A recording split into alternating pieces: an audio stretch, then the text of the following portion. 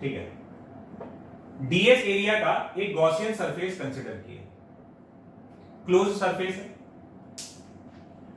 क्योंकि यहां पर इलेक्ट्रिक फील्ड जीरो है, कंडक्टर के हर पॉइंट पर इलेक्ट्रिक फील्ड जीरो है, तो इस गॉसियन सरफेस से फ्लक्स का वैल्यू डेफिनेटली जीरो होगा, क्योंकि फ्लक्स क्या होगा, इंटीग्रल ई डॉट डीएस, ये है फ्लक्स का वैल्यू। और क्योंकि ई ही जीरो है हर पॉइंट पर, सरफेस के हर पॉइंट पर इलेक्ट्रिक फील्ड जीरो है, क्योंकि इसमें तो हम लोग श्योर हैं कंडक्टर के अंदर हर पॉइंट पे इलेक्ट्रिक फील्ड क्या होगा, जीरो।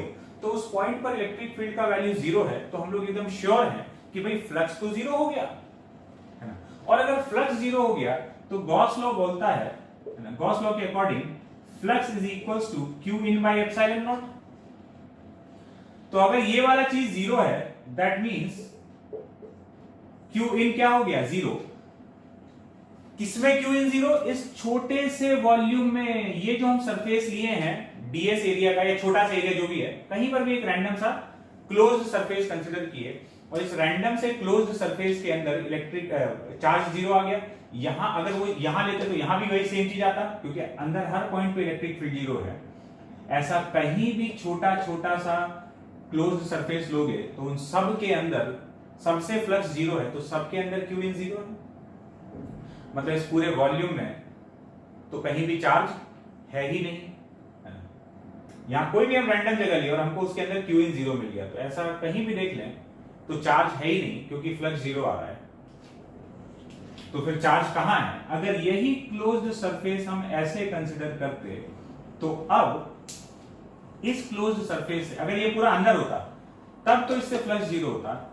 इस बार इस सरफेस से फ्लक्स जीरो नहीं है। क्यों नहीं है? क्योंकि यहां तो इलेक्ट्रिक फील्ड जीरो है, लेकिन यहां तो इलेक्ट्रिक फील्ड जीरो नहीं ना है। ये तो कंडक्टर के बाहर वाला एरिया हो गया, तो अब इससे फ्लक्स जीरो नहीं हो रहा होगा। इसका मतलब क्यू इन का वैल्यू इस बार जीरो नहीं है। तो ऐसा कोई भी सरफेस बना रहे हैं उससे फ्लक्स जीरो, उसके अंदर क्यू इन जीरो और इसके अंदर नहीं। तो ये चार्ज जो कहां लाई कर रहा है, चार्ज सरफेस पर।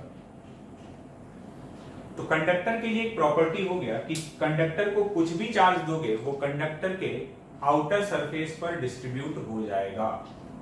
ठीक है,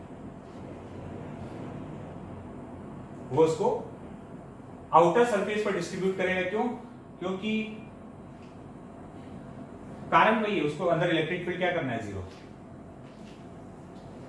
अब मान लो, एक बात समझना, ये बात तो प्रूव हो गया कि सारा चार्ज आउटर सरफेसेस पे है, ये हम लोग प्रूव कर लिए।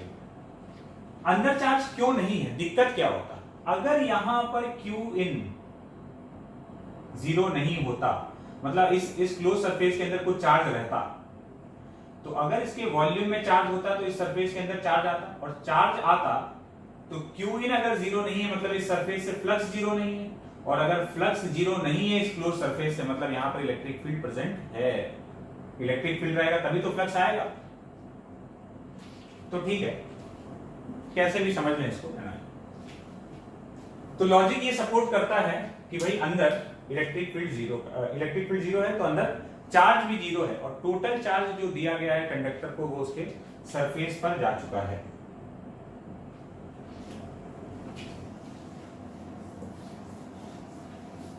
एक और बात,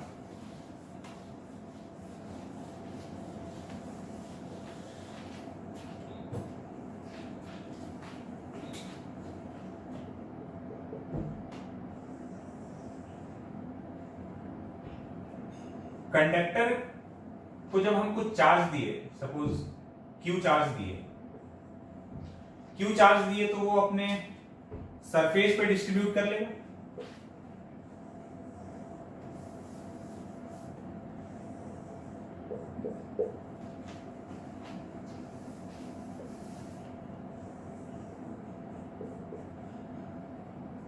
इसको क्यू चार्ज दिए, तो ये क्यू चार्ज ये अपने सरफेस पर डिस्ट्रीब्यूट कर लेगा। सवाल ये कि कैसे डिस्ट्रीब्यूट करेगा, कैसे मतलब कि डिस्ट्रीब्यूशन किस टाइप का होगा। तो वो इस तरह से डिस्ट्रीब्यूट उसको करना है सो दैट अंदर हर पॉइंट पर इलेक्ट्रिक फील्ड का वैल्यू क्या हो जाए, जीरो। तो वो उसके लिए क्या करता है, एक रिजल्ट अपने को ध्यान रखना है। कि sigma is inversely proportional to R. Sigma क्या है? सरफेस चार्ज डेंसिटी, और आर क्या है? आर है रेडियस ऑफ कर्वेचर। सिग्मा है सरफेस चार्ज डेंसिटी और आर है रेडियस ऑफ कर्वेचर। तो किसी जगह पर चार्ज डेंसिटी कितना होगा, ये उस जगह के, ये ऊबड़ खाबड़ सा सरफेस है, तो ये उस जगह के रेडियस ऑफ कर्वेचर से तय होने वाला है। अगर कहीं का रेडियस ऑफ कर्वेचर कम है तो उस पॉइंट का सरफेस चार्ज डेंसिटी ज्यादा होगा। क्यों? आर अगर कम है, आर बहुत छोटा है, तो सिग्मा बड़ा हो जाएगा। तो अगर कहीं का रेडियस ऑफ कर्वेचर कम है तो सरफेस चार्ज डेंसिटी ज्यादा है। रेडियस ऑफ कर्वेचर कम कहां है? मान लो कहीं पर इस टाइप का लिख रहा है और कहीं पर ऐसा दिख रहा है, तो यहां इस पोर्शन का इसको एक छोटा सा आर्क लेते हुए सर्कल ड्रॉ करोगे तो बहुत छोटा बनेगा, और इसको आर्क लेते हुए सर्कल ड्रॉ करोगे तो बहुत ही बड़ा बनेगा। तो यहां का जो रेडियस ऑफ कर्वेचर होगा, फ्लैट सरफेस का रेडियस ऑफ कर्वेचर बड़ा होता है, ऐसा किंक टाइप का आ रहा है ना, शार्प टर्न जहां पे आ रहा है ना, वहां का रेडियस ऑफ कर्वेचर कम है। तो यहां पर अगर देखेंगे तो इस जगह पर चार्ज का भीड़ बहुत ज्यादा होगा। यहां सपोज सिग्मा 1 है और यहां पर सिग्मा 2 है, तो sigma 1 is greater than sigma 2। क्यों? क्योंकि R1 is less than R2। यहां का रेडियस ऑफ कर्वेचर इसके कंपैरिजन में कम है। तो कंडक्टर जो फील्ड अपने चार्ज को इस तरह से डिस्ट्रीब्यूट कर रहा है, तो सरफेस पे ले जा रहा है, और सरफेस पे डिस्ट्रीब्यूट करके जो फील्ड जीरो कर रहा है उसका तरीका ये है कि वो sigma inversely proportional to R वाले रिलेशन को फॉलो करते हुए ये काम कर रहा है। तो हम लोग ये चीज याद रखेंगे, ठीक है। तो ये कंडक्टर का एक और प्रॉपर्टी आ गया अपने सामने। तो अभी तक हम लोग कंडक्टर के बारे में क्या क्या जानते हैं? हम लोग ये जानते हैं कि कंडक्टर के अंदर हर पॉइंट पर इलेक्ट्रिक फील्ड जीरो होता है, ठीक है, अंडर इलेक्ट्रोस्टैटिक कंडीशन, जो कि इस पूरे चैप्टर में तो हर बार रहने वाला है। इलेक्ट्रिक फील्ड अंदर हर बार जीरो रहेगा। तो कंडक्टर एक इक्विपोटेंशियल बॉडी है, तो कंडक्टर का सरफेस भी इक्विपोटेंशियल है। सरफेस इक्विपोटेंशियल है तो सरफेस के हर पॉइंट पे इलेक्ट्रिक फील्ड परपेंडिकुलर होगा। नेट चार्ज जो कंडक्टर को देंगे वो उसके आउटर सरफेस पर चला जाएगा। कंडक्टर वॉल्यूम में कोई भी चार्ज नहीं रख सकता है। कंडक्टर के सरफेस पे जो चार्ज का डिस्ट्रीब्यूशन है वो sigma inversely proportional to R वाले रिलेशन को फॉलो करते हुए आएगा। यहां तक का बात क्लियर है। अब हम लोग चलते हैं आगे।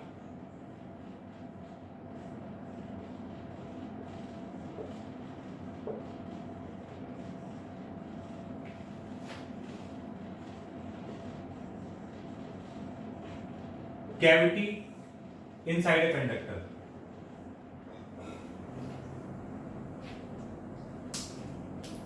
कैविटी इनसाइड अ कंडक्टर, देखते हैं इसको। कैविटी इनसाइड ए कंडक्टर, अगर हम लोग कंडक्टर के अंदर एक कैविटी बनाते हैं तो क्या फर्क पड़ने वाला है?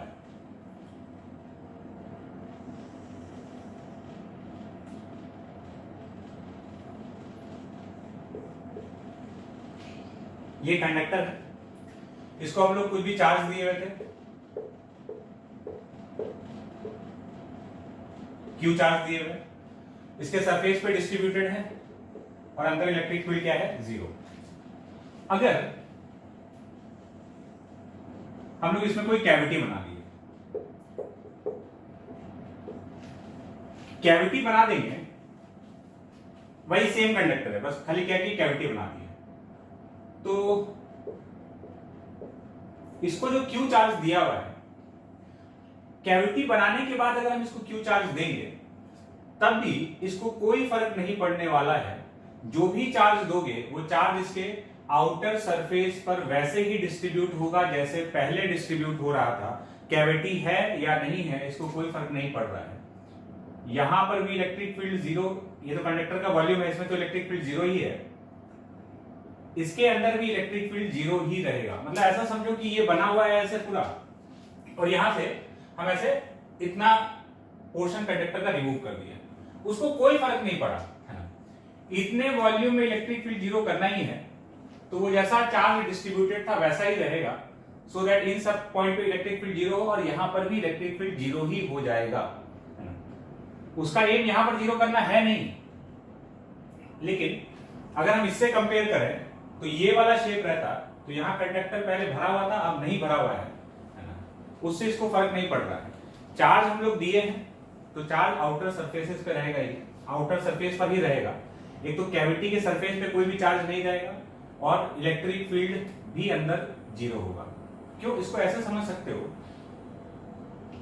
ये था ऐसे कंडक्टर बना हुआ है, हम यहां से इतना पोर्शन रिमूव कर दिए, इतना पोर्शन रिमूव कर दिए तो इस चार्ज को, इससे मतलब ही क्या है कि यहां पर कंडक्टर का पोर्शन था या नहीं था।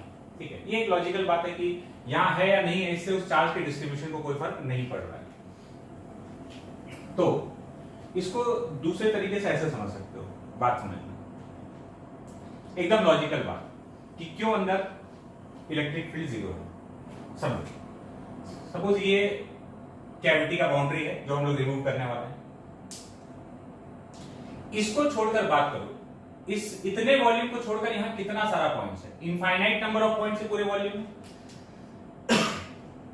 उन सारे पॉइंट्स पर इलेक्ट्रिक फील्ड जीरो करने के लिए कोई एक डिस्ट्रीब्यूशन रहा होगा, ठीक है, कुछ तरीके से डिस्ट्रीब्यूट किया सो दैट इन सारे पॉइंट्स पर, इस पर तो है जीरो, इन सारे पॉइंट्स पर भी इलेक्ट्रिक फील्ड जीरो है। अब इसको हटाने के बाद, इसको हटाने के बाद ये सारा पॉइंट्स तो बचा हुआ है ना, तो इन सारे पॉइंट्स पर इलेक्ट्रिक फील्ड को जीरो करने के लिए ये वही डिस्ट्रीब्यूशन मेंटेन करके रखा है, क्योंकि अगर वही डिस्ट्रीब्यूशन मेंटेन करके रखेगा तो फिर से इन सारे पॉइंट्स पर इलेक्ट्रिक फील्ड जीरो हो जाएगा। तो जब इन सारे पॉइंट्स पर इलेक्ट्रिक फील्ड जीरो हो जाएगा, वही डिस्ट्रीब्यूशन रखेगा, तो अपने आप जब डिस्ट्रीब्यूशन वही रह गया तो अपने आप इन सारे पॉइंट्स पे तो इलेक्ट्रिक फील्ड जीरो हुआ ही। क्यों?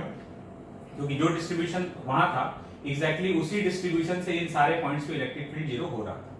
तो ठीक है, ज्यादा इस पर बात करने का मतलब नहीं है, यहां पर भी इलेक्ट्रिक फील्ड जीरो रहेगा। तो अब इसको हम लोग एक रिजल्ट की तरह याद रखेंगे ना।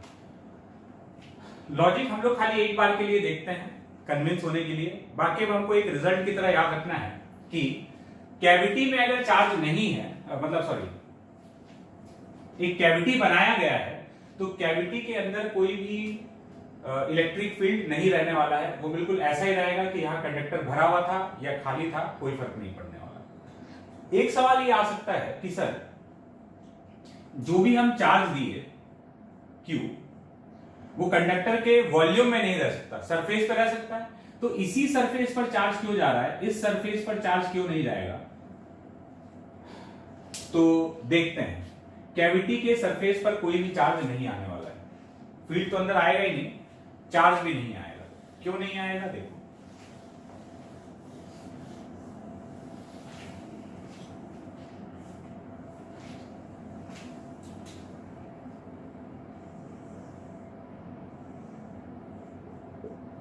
ये कैविटी होगी,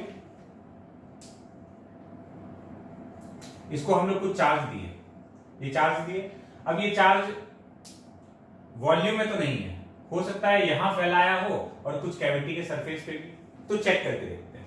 अल्टीमेटली इस तरह से फैलाएगा कि यहां हर पॉइंट पे इलेक्ट्रिक फील्ड क्या हो जाना चाहिए, जीरो। तो हम एक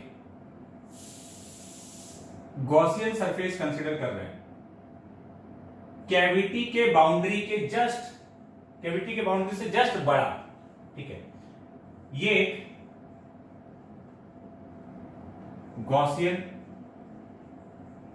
सरफेस हो गया। इस गॉसियन सरफेस से अगर हम फ्लक्स देखना चाहें, देखो इस कैविटी, इस सरफेस का जो बाउंड्री है वो तो कंडक्टर के वॉल्यूम के अंदर है, तो मतलब यहां तो इलेक्ट्रिक फील्ड जीरो है, इसके हर पॉइंट पर, इस क्लोज्ड सरफेस के हर पॉइंट पर इलेक्ट्रिक फील्ड का वैल्यू जीरो है, इसका मतलब फ्लक्स क्या हो जाएगा, जीरो। और अगर फ्लक्स जीरो हो जाएगा इसका मतलब क्यू इन क्या हो जाएगा, जीरो। हम लोग क्या किए, हम एक गॉसियन सरफेस लिए जिसका की बाउंड्री कैविटी के बाउंड्री से थोड़ा सा बड़ा है, जस्ट एकदम बड़ा है, तो ये कहां चला गया, ये बाउंड्रीज के वॉल्यूम में है। अब इसके हर पॉइंट पर, क्योंकि ये कंडक्टर का वॉल्यूम आ चुका है, तो इसके हर पॉइंट पे इलेक्ट्रिक फील्ड का वैल्यू क्या रहेगा, जीरो। इलेक्ट्रिक फील्ड का वैल्यू जीरो है, तो इस क्लोज्ड सरफेस से इस गॉसियन सरफेस से फ्लक्स का वैल्यू क्या हो गया, जीरो हो गया, और फ्लक्स का वैल्यू जीरो है, इसका मतलब इसके अंदर जो चार्ज आ रहा है वो क्या है, क्यू इन जीरो है, क्यू इन जीरो है। इसका मतलब ये हो गया कि कैविटी के सरफेस पर कोई भी इंड्यूस्ड चार्ज नहीं रहेगा, क्योंकि अगर रहता तो क्यू इन जीरो नहीं होता।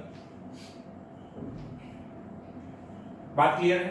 ठीक है, तो अब एक बात प्रूव हो गया कि कैविटी, एक तो इलेक्ट्रिक फील्ड नहीं, कैविटी के इलेक्ट्रिक फील्ड भी जीरो है और कैविटी के सरफेस पे कोई भी चार्ज नहीं आएगा।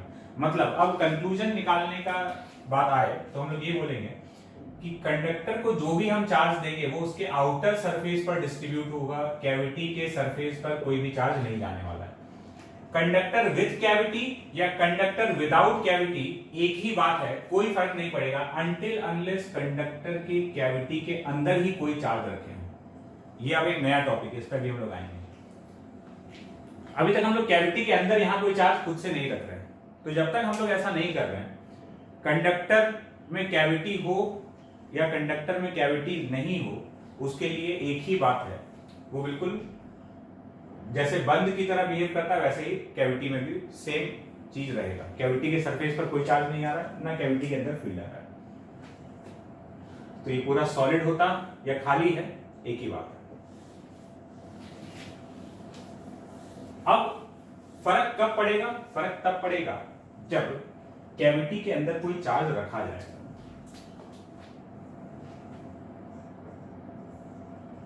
Charge inside the cavity, charge inside a cavity, cavity के अंदर अगर हम लोग चार्ज रखते हैं,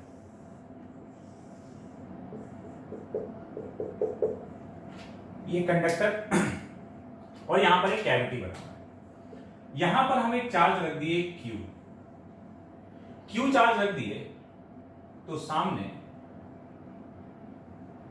ये पॉजिटिव चार्ज है, तो ये अपनी तरफ कुछ नेगेटिव चार्ज इंड्यूस करेगा, लेट्स से -x, ठीक है।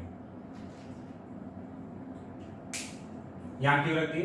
तो यहां कुछ चार्ज इंड्यूस हुआ, ये हम पॉजिटिव चार्ज रखे तो हम मान रहे हैं कि सामने ये नेगेटिव चार्ज को अपनी तरफ खींचेगा। अभी तक यहां कोई चार्ज नहीं था, तब तक का दुनिया अलग था, तब तक तो चार्ज फ्री कैविटी था, तो कोई फर्क ही नहीं पड़ रहा था।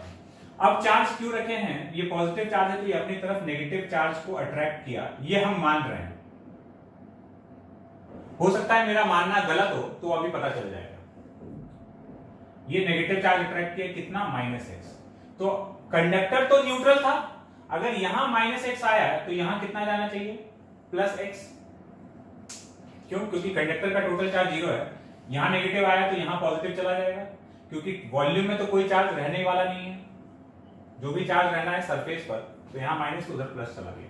अब क्या ये सही में इतना इंड्यूस हुआ है कि नहीं हुआ है, क्या साइन है, ये चेक करने के लिए हम क्या कर रहे हैं, हम एक फिर से वही काम की, एक गॉसियन सरफेस कंसीडर किए just outside the cavity, cavity के बाउंड्री से जस्ट बड़ा, इसके हर पॉइंट पर इलेक्ट्रिक फील्ड का वैल्यू 0 है, इलेक्ट्रिक फील्ड का वैल्यू 0 है, तो ये जो गॉसियन सरफेस हम लोग लिए हैं, इस गॉसियन सरफेस से फ्लक्स का वैल्यू 0, और गॉसियन सरफेस से अगर फ्लक्स का वैल्यू 0 है, इसका मतलब उसके अंदर क्यू इन का वैल्यू कितना हो जाएगा, 0। इस रेड वाले गॉसियन सरफेस के अंदर चार्ज एनक्लोज्ड 0 होना चाहिए, क्यों? क्योंकि फ्लक्स 0 है, और इसके अंदर कितना चार्ज आ रहा है, एक तो ये क्यू रखा हुआ और एक ये -x, तो इसका मतलब ये हुआ कि q plus -x equal to 0, तो x का वैल्यू कितना आ गया, x का वैल्यू आ गया q, मतलब चार्ज इंड्यूस हुआ है, x का वैल्यू q, तो हम -x चार्ज माने थे, मतलब यहाँ पे -q इंड्यूस हुआ है। तो अब ये है कि अगर कोई कंडक्टर की कैविटी के अंदर चार्ज रख देगा,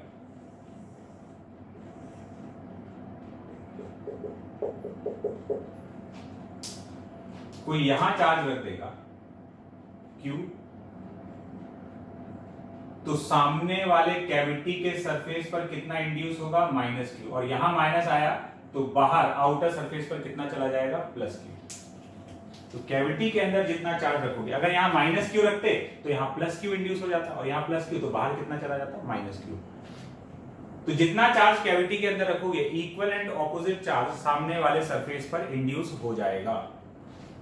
ये एक प्रॉपर्टी हम लोग को पता चला जब कैविटी के अंदर चार्ज रख रहे हैं। तो अब एक बहुत जरूरी बात हम लोग कंक्लूड करने वाले हैं।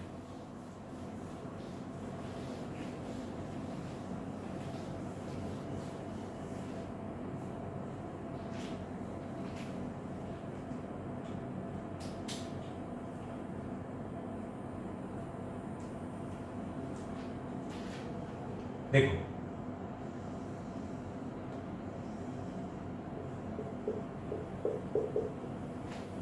हम यहां पर एक चार्ज रखें Q, तो यहां पर कैविटी के सरफेस पर इंड्यूस हुआ -Q और बाहर चला गया +Q। अब क्या है कि ये Q के सामने -Q मिल गया, तो इससे जो फील्ड लाइंस निकल रहा होगा पॉजिटिव Q से निकला और उसको टर्मिनेट होने के लिए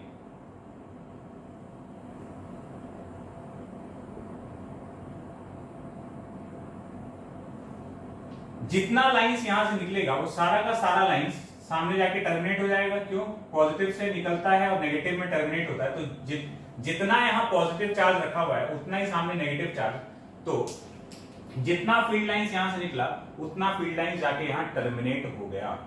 इसका मतलब इन दोनों का जो इफेक्ट है वो इस कैविटी के अंदर ही सिमट कर रह गया। कोई भी फील्ड लाइंस यहां से तो बाहर निकल ही नहीं रहा है ना। इसको जितना लाइंस भेजना था वो भेजा और सारा का सारा लाइंस सामने नेगेटिव क्यू में जाके टर्मिनेट हो गया। तो इससे एक कंक्लूजन ये निकला कि बहुत जरूरी कंक्लूजन है, और जैसे हम जिन शब्दों में लिख रहे हैं उन्हीं शब्दों में याद रखेंगे कि कैविटी का इफेक्ट कैविटी के बाहर 0 होता है।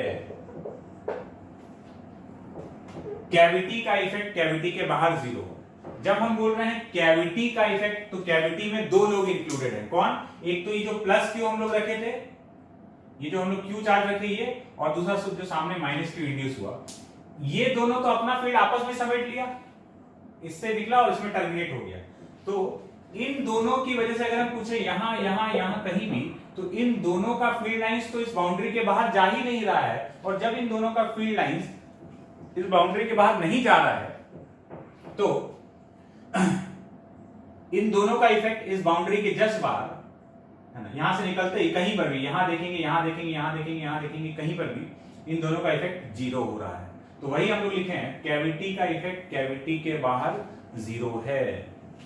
ये एकदम गोल्डन लाइन है कंडक्टर के लिए, इसको याद रखना है। कैविटी का इफेक्ट कैविटी के बाहर 0 होता है। कैविटी में कौन कौन इंक्लूडेड है? ये जो अंदर चार्ज रखा गया है और सामने जो इंड्यूस चार्ज है ये। और कैविटी के बाहर मतलब इस बाउंड्री के बाहर निकलते ही कहीं भी देख लो, इफेक्ट जो है वो 0 आने वाला है। बात क्लियर? अब एक से ज्यादा कैविटी भी हो सकता था, मतलब ऐसा है कि एक कैविटी यहां बनाया, एक कैविटी यहां बनाया।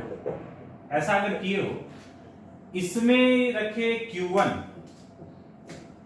यहां रखे Q1 तो यहां इंड्यूस हो गया -Q1, यहां रखे Q2 तो यहां इंड्यूस हो गया -Q2, और यहां -Q1 तो बाहर चला गया +Q1, यहां -Q2 तो बाहर चला गया +Q2। तो अभी भी इस कैविटी का इफेक्ट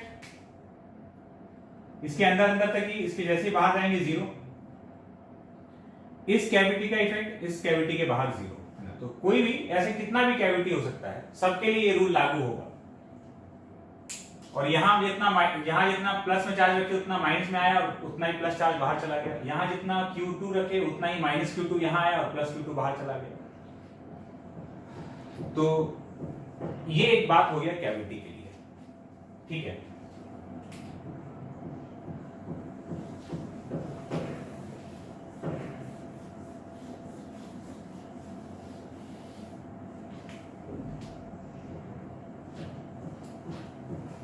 अब हम लोग एक क्वेश्चन सॉल्व करते हैं। उस क्वेश्चन से हम लोग को बहुत सारा बात क्लियर होने वाला है, ठीक है। तो ध्यान से देखेंगे।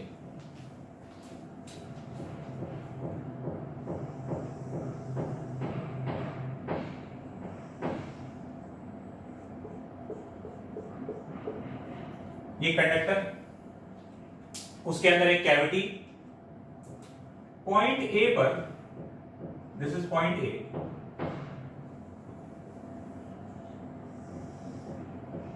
पॉइंट ए पर एक चार्ज रखा हुआ है Q, अंदर एक पॉइंट है B,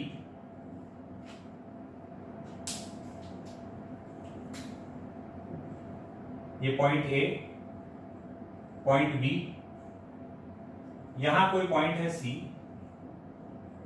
बाहर एक पॉइंट है D,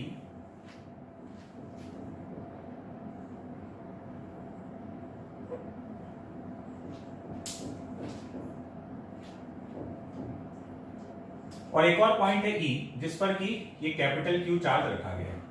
समझ लो क्या है, ये कंडक्टर विद कैविटी, कैविटी के अंदर एक चार्ज रखा गया है पॉइंट ए पर स्मॉल q, अंदर एक पॉइंट बी दिखाया गया है, ये कैविटी कंडक्टर के वॉल्यूम में एक पॉइंट सी है, बाहर एक पॉइंट डी है और बाहर एक पॉइंट ई है जिस पर कैपिटल क्यू रखा गया है।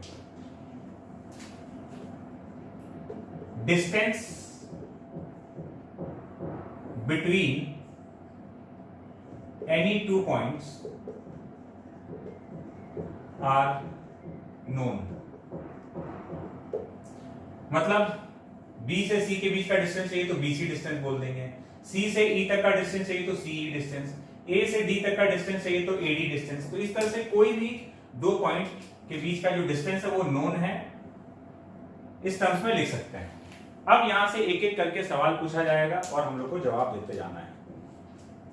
तो सवाल नंबर 1, पहला, अब इसमें बहुत सारा सवाल आएगा, 8-10 सवाल से ज्यादा, सवाल जवाब चलता रहेगा। पहला, find electric field eight C। एकदम सबसे आसान सवाल से चालू करते हैं। अच्छा, यहां कैलकुलेशन से ज्यादा लॉजिक काम करने वाला है। इलेक्ट्रिक फील्ड एट C, तो आंसर है electric field eight C is 0। क्यों? बहुत सीधा सा बात है, C पॉइंट जो है वो किसका, कंडक्टर के वॉल्यूम में है, कुछ भी हो जाए वहां तो फील्ड 0 है। ठीक है, अगला सवाल आने के पहले थोड़ा सा यहां एक बात समझ लेते हैं। देखो, यहां पर अगर हम Q चार्ज रखे हैं तो यहां कितना इंड्यूस हो चुका है कैविटी के सरफेस पर, -Q, तो बाहर कितना जा चुका है, +Q। अब एक बात समझना जो हम बोलने वाले हैं,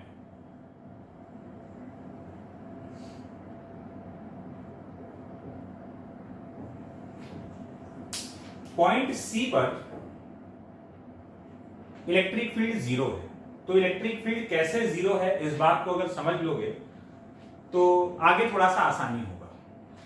कैसे? यहां टोटल 4 चार्ज है, 4 चार्जेस आर देयर। ये कैविटी का चार्ज छोटा q, उसके सरफेस पर -Q, बाहर ये Q और ये कैपिटल Q। इन चारों की वजह से नेट इलेक्ट्रिक फील्ड C पर 0 है। तो क्या ये चारों एक दूसरे के फील्ड को कैंसिल किया है? नहीं, फील्ड इस तरीके से 0 नहीं हुआ है।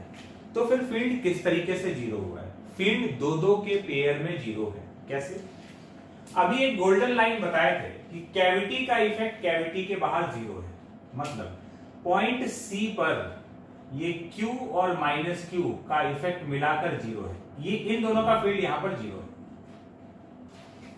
ठीक है, इन दोनों का 0 है तो, और नेट फील्ड भी 0 है। इसका मतलब ये स्मॉल q और कैपिटल Q का मिलाकर 0 है, ये स्मॉल q और -Q का मिलाकर 0 है।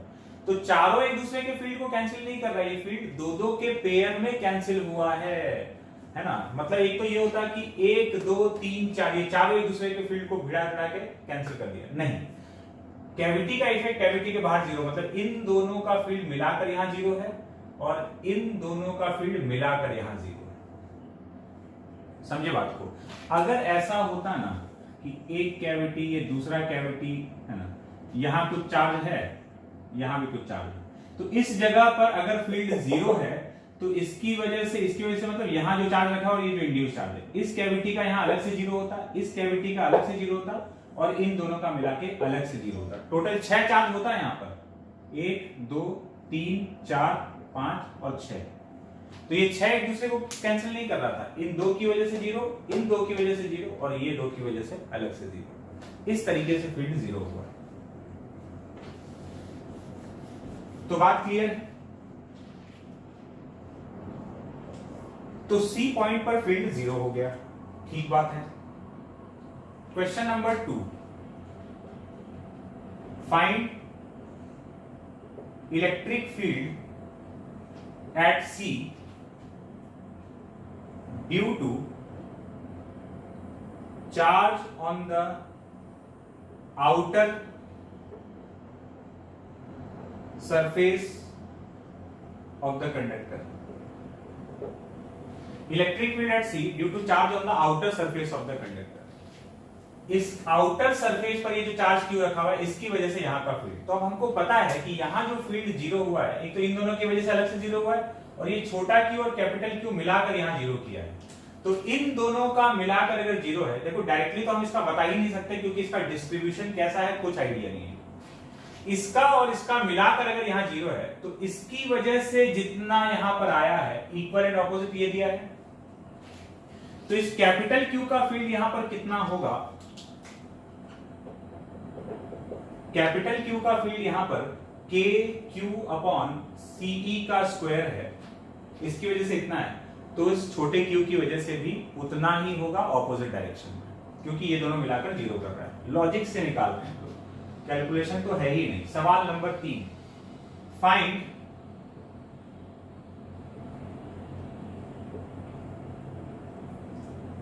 और ये हम जितना लॉजिक बोले ना कि ऐसे है इसलिए 0 हो रहा है, ये सब चीज ये सब अपने कॉपी में लिख लेना, ठीक है? ये सारा बात डिटेल में अपने कॉपी में लिख लेना कि इस क्वेश्चन का लॉजिक ये है। और लैंग्वेज इज नो बार, जैसे लिखना है वैसे लिखो, है ना? ये नहीं कि प्रॉपर एकदम ग्रामर सजा के लिखना है तुमको। जिस वे में तुमको समझ में आ रहा है उस वे में लिखो, जिस वे में हम बता रहे हैं उस वे में लिखो। Find electric field at C due to charges on the surface of cavity, charges on the surface of cavity.